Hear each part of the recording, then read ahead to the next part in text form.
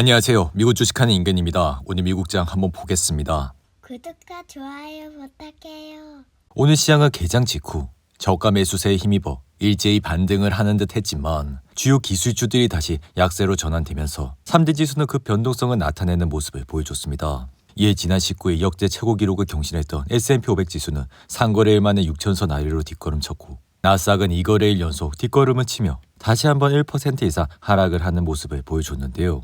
여기에 이날은 특별한 경제 지표 발표가 없는 가운데 장 초반 상승 탄력은 받았지만 팔란티어와 비스트라와 같은 인기 종목들의 주가가 하락세를 그리며 나스닥은 다시 흔들리는 모습을 보여줬습니다. 이에 따라 증시가 급락세를 딛고 반등세로 문을 열었던 것은 굉장히 고무적인 일이지만 그 분위기가 금세 증발한 것은 여전히 증시의 향후 경로에 대해 시장을 걱정을 하고 있다는 징표라 할 수 있는데요. 여기에 이번 주 실적 발표를 하는 엔비디아 주가 변화에 증시는 신경을 곤두세우고 있고 엔비디아는 다가오는 26일 장마감 직후 4분기 실적을 공개하게 됩니다. 이에 이번 엔비디아의 실적은 중국 스타트업이 개발한 저비용 고효율 인공지능 딥시크 출현 이후 처음 내놓는 실적이라 엔비디아의 실적은 이번 주 시장이 주시할 주요 재료 중 하나기에 우리는 딥시크가 엔비디아와 동종 업계의 미래 마진에 어떤 영향을 미칠지 확인을 할 수 있을 것이라 생각이 듭니다. 이 엔비디아의 주가는 이날 장중 내내 하락을 하면서 3% 이상 내렸고 전거래의 4% 급락에 이어 이날도 3% 이상 급락을 하면서 주가는 단번에 130달러대까지 내려오는 모습을 보여줬는데요. 그럼에도 불구하고 인공지능 대장 엔비디아는 AI 열풍에 힘입어 2023년 10월 이후 3배 넘게 상승을 했고 현재 시가총액은 3조 1,906억 달러로 S&P 500 지수 종목 가운데 2위를 차지하고 있다 할 수 있는데요. 하지만 지난해 11월 3분기 실적 발표 이후 상승은 했지만 주가는 불안정했고 지난달에는 중국 AI 스타트업 딥시크 쇼크로 급락하기도 했기에 이번 엔비디아의 실적과 그에 따른 변동성은 분명 시장에 영향을 미칠 수가 있어 실적이 예상보다 좋거나 나쁠 경우 AI 관련 종목에 미치는 파급은 더욱더 클 것이라 생각이 듭니다. 이와 함께 매출의 전망은 380억 달러 수준이라 지금은 엔비디아가 그간 미래 성장 가능성으로 주가가 크게 올랐던 만큼 이제는 과거 실적보다는 가이던스, 즉 전망치가 투자 심리에 더 크게 영향을 미칠 것이라 생각이 드는데요. 이에 엔비디아는 올해 들어 주가는 5% 이상 하락을 하며 지지부진한 흐름을 보이고 있고 하지만 글로벌 투자원의 키뱅크는 최근 엔비디아의 목표가를 180달러에서 190달러로 상향 조정했고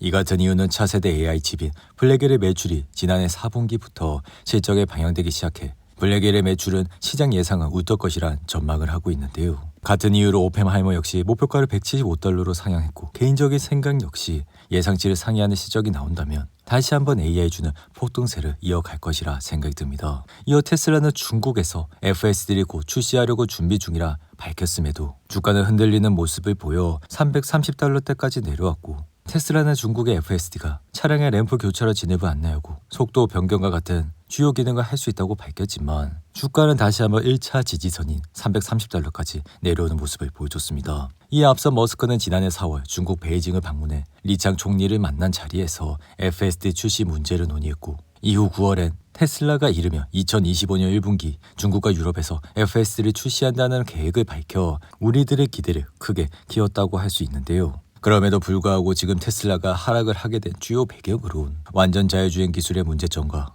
머스크의 이중적인 행동 그리고 전기차 판매 실적 문제로 주가는 지난해 12월 488달러 대비 크게 내려온 모습을 보여주고 있습니다. 그럼에도 불구하고 여전히 테슬라의 긍정적인 전망은 일단 머스크가 트럼프의 핵심 인물이 되면서 정부 정책의 혜택을 받을 가능성이 남아있고 앞서 미 국무부는 정부 장갑차로 사이버 트럭을 도입하기 위해 예산안에 4억 달러를 배정하기도 했는데요. 여기에 테슬라는 로보택시와 옵티머스 개발 그리고 이러한 것들의 상용화 가능성도 주가 상승의 요인으로 꼽혀 만약 이번 주 330달러를 지지하게 된다면 다시 한번 주가는 반등을 할 수 있을 것이라 생각이 듭니다. 한편 지금 시장은 경기 둔화 걱정이 커진 가운데 28일 1월 개인 소비 지출 즉 PC 데이터가 나와 그동안 페드는 근원 PC 물가를 주로 받고 여기에 근원 PC 물가는 0.3% 상승을 할 것이라 예상이 되며 만약 이번 주 이러한 수치가 시장의 예상치를 만족하게 된다면 다시 증시는 상승을 할 수 있을 것이라 생각이 듭니다. 이어 워렌 버핏의 버크셔 회사회는 이날 5% 가까이 올라 498달러까지 올라왔고 이렇게 버크셔 회사회가 급등을 하게 된 주요 배경으론 버핏이 8분기 연속 주식을 팔면서 3,455달러의 현금을 쌓아놓고 있기 때문이라 할 수 있는데요. 여기에 지난 주말 주주들에게 보내는 연례 서한에서 후계 구도를 명확히 하는 한편 주주들의 마음을 다시 사로잡았기에 이날 장중 한때는 503달러까지 올라 빅테크들이 흔들리는 가운데 버크셔는 급등을 하는 모습을 보여줬습니다. 이에 버크셔의 비주어 A주는 올해 들어 10% 이상 상승했고 이 같은 상황은 S&P 500 지수 상승률 2.4%를 압도하는 수준이라 할 수 있는데요. 이에 따라 주식시장이 올해 초 모멘텀을 잃고 무기력한 모습을 보이고 있는 가운데 투자자들은 안전한 버크셔에 몰리고 있고 이러한 버크셔 해서의 주가는 매년 20% 가까운 주가 상승률을 보이기에 이러한 주식만 꾸준히 모아 가시더라도 충분히 주식시장에서 수익을 얻을 수 있을 것이라 말씀을 드렸습니다. 반면 팔란티어의 주가는 이날도 10% 이상 하락해 단번에 90달러까지 내려왔고 과거 팔란티어는 조정을 받은 이후 금세 회복을 하고 고점을 상향 돌파하는 강세 흐름을 유지했지만 지금은 고점 대비 속절없이 하락을 하고 있는 모습까지 보여주고 있습니다. 이에 팔란티어가 급락을 하고 있는 주요 배경은 미국 국방장관이 국방부와 미군 고위 관료들에게 향후 5년간 국방 예산을 매년 8%씩 삭감하는 계획을 수립해 제출하라는 지시를 했기 때문인데요.